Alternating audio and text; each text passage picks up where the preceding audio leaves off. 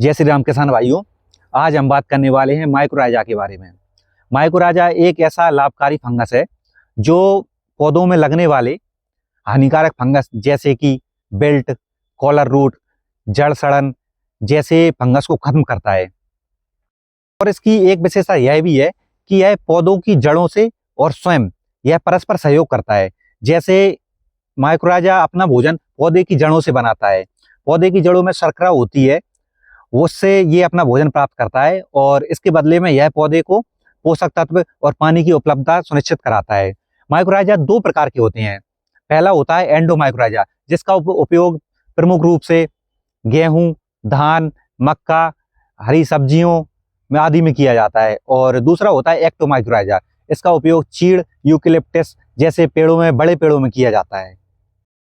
Mycorrhiza जड़ से बाहर एक पतली तंतु होती है, जहां पर पौधे की जड़ें नहीं पहुंच पाती हैं, वहां से माइकोराइजा आवश्यक पोषक तत्व पौधे की जड़ों को उपलब्ध कराता है और पानी की उपलब्धता सुनिश्चित करता है। वैज्ञानिक भाषा में इसे एक्सटेंडेड रूट सिस्टम कहते हैं। अब बात करते हैं माइकोराइजा के फायदों के बारे में।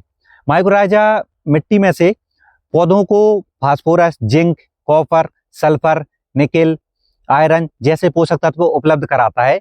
साथ ही यह जहां तक पौधे की जड़ें पानी अवशोषित नहीं कर पाती हैं, वहां तक इनकी सूक्ष्म जड़ों के द्वारा पानी पौधे तक पहुंचाता है। यह मिट्टी को भुरभुरी बनाता है और इसके साथ ही रासायनिक खाद पर निर्भरता कम करता है। इसके उपयोग से डीएपी को 20 से 30% तक कम किया जा सकता है। माइकोराइजा 3 रूप में आता है। पहला आता है लिक्विड फॉर्म में, जिसका उपयोग हम ज्यादा झाड़ वाली फसलों में स्प्रे के रूप में कर सकते हैं। दूसरा पाउडर फॉर्म में, इसका प्रयोग प्रमुख रूप से सब्जी, बागवानी वाली जैसी चीजों में किया जाता है। इसको 1 से 2 किलो प्रति एकड़ के हिसाब से मिट्टी में भुरकाव किया जाता है। और तीसरा आता है अपना दानेदार फॉर्म में, जो 4 से 5 किलो प्रति एकड़ के हिसाब से मोटे अनाज वाली फसलों में इसका उपयोग अधिक किया जा सकता है। माइकोराइजा का अधिक से अधिक उपयोग लेने के लिए इसको पहली सिंचाई के साथ 20 से 25 दिन की अवस्था में उपयोग करना चाहिए, क्योंकि इस समय जो गेहूं जैसी फसलें होती हैं उनकी जड़ें जो रहती हैं, उनकी सहायक जड़ें बहुत अधिक मात्रा में अच्छे से ग्रोथ करती हैं। उस समय अगर आप माइकोराइजा का प्रयोग करेंगे तो आपको अच्छे से अच्छा, बहुत उत्तम लाभ मिलेगा। और अब बात करते हैं सावधानियों के बारे में।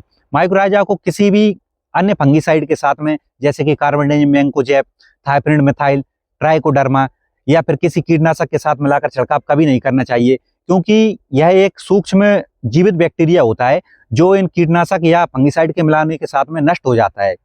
इसलिए मेरे सभी किसान भाइयों से निवेदन है कि वह पहली सिंचाई में माइकोराइजा का अधिक से अधिक उपयोग करें, जिससे पौधे में अधिक से अधिक पोषक तत्वों की उपलब्धता सुनिश्चित हो सके। धन्यवाद।